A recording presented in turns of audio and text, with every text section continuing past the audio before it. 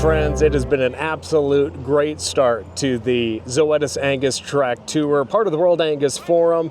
And joining us here today is Erika Halliday. She is the chairwoman of the World Angus Forum, and we were able to catch up here at Karoo Angus. And coming up here in a day or two, we have the Zoetis Angus Expo. That's right. I know you got family setting up right now with some cattle, but you know, the end of this is going to culminate with over 2,500 people in Brisbane from across the globe, all about with the goal of enhancing the Angus business. But what's it like to see over 300 folks from across the globe here on the pre-tour of the event? It's wonderful. So the last time we had the World Angus Forum was in 1997, and I was actually a young person, a tour guide on that. And now I'm seeing people that are both children of the people that I was with originally, some grandchildren involved in the youth competition, and it's been wonderful. And we've got such a lovely Angus family, and they're having a great time here today. We've got a bull sneaking up from the side. Just keeping an eye on him, but he's got a good docility rating. I'm not too worried. He was like, "What's this camera doing?" He wants to be on camera. Yeah, we can see him now. But I just think that's great to look back at that forum to this forum. And since that time, what are some of the changes you've seen in the Angus business, not only here in Australia, but globally? Well, it's interesting because at the last forum we were talking about this thing called marbling, and lots of people saying, well, that's not going to take off, you know.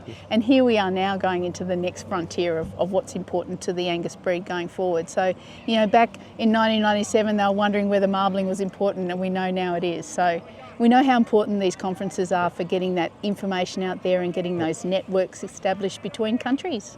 Now, again, the forum happens every 4 years in a different location somewhere in the world. Yes. What is the theme for this year's forum? It's Beef for a Better Planet.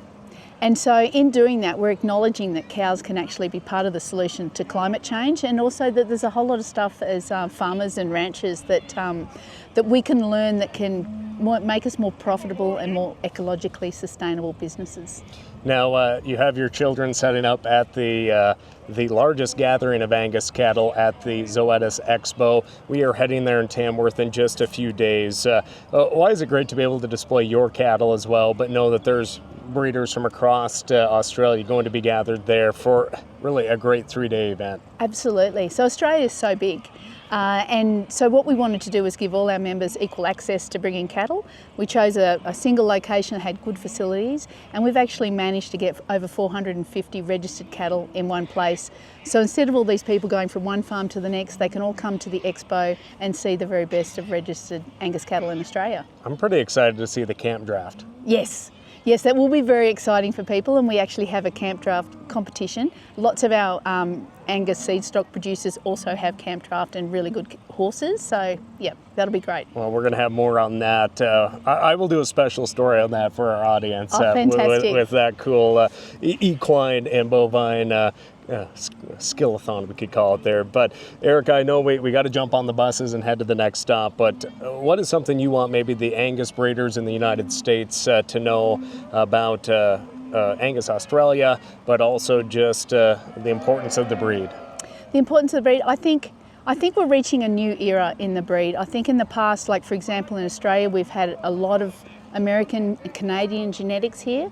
I think now with the World Angus evaluation, we're actually seeing that there are opportunities for global trade in genetics.